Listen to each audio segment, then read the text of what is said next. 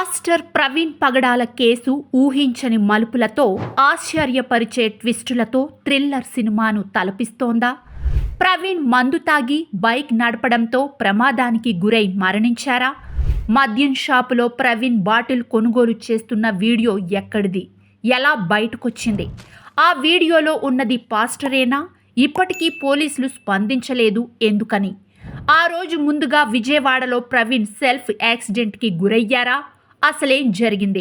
Pastor Praveen అనుమానాస్పద మృతికి అసలు కారణం ఏంటనేది అధికారికంగా బయటకు రాలేదు, కానీ సోషల్ మీడియాలోనూ వార్తలు ఓ రేంజ్లో వైరల్ అవుతున్నాయి. ఈ నెల 24న విజయవాడలో దాదాపు 3 గంటల పాటు ప్రవీణ్ ఎక్కడున్నారనే మిస్టరీ వీడింది.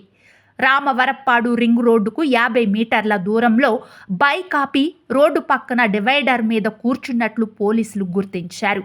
సాయంత్రం 5:30 నుండి రాత్రి 8 గంటల వరకు అక్కడే ఉన్నారనే విషయాన్ని 200 సీసీ కెమెరాలు పరిశీలించిన తర్వాత కన్ఫర్మ్ చేశారు. ప్రవీణ్ విజయవాడ రాకముందే బైక్ హెడ్ లైట్ దెబ్బతిందని, అయినా అలాగే రాజమండ్రికి జర్నీ చేశారని తెలిపారు. అయితే పాస్టర్ మద్యం సేవించి బైక్ నడిపారంటూ సోషల్ మీడియాలో పిక్స్, వీడియో వైరల్ అవుతున్నాయి.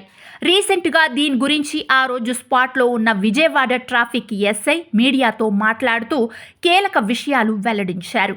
హైదరాబాద్ నుండి బైక్ మీద వస్తున్న ప్రవీణ్ అలసటగా ఉన్నారని, దానివల్లే అదుపు తప్పి కింద పడిపోతే లేపి కూర్చోబెట్టామని, అప్పటికే బైక్ హెడ్ లైట్ వేలాడుతూ ఉందని, ప్రవీణ్కి వాటర్, టీ ఇప్పించామని, ఎండలో జర్నీ చేయడం వల్ల నీరసంగా కనిపించారే తప్ప మద్యం తాగిన ఆనవాళ్లేవీ లేవని అన్నారు.